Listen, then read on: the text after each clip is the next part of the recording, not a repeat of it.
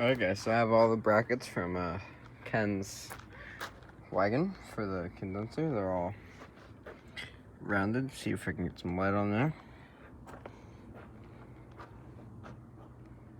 And waiting for this side to dry, and then I'll flip them over and do the other side. And they'll be on the car. This is just a temporary bolt.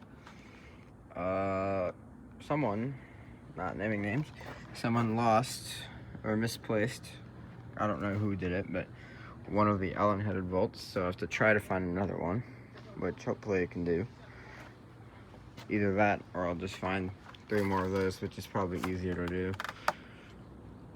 But yeah, getting there. Get these done, and then the condenser's in, and then we'll figure out the radiator, and then the radiator and condenser will be done and all mounted. So yeah.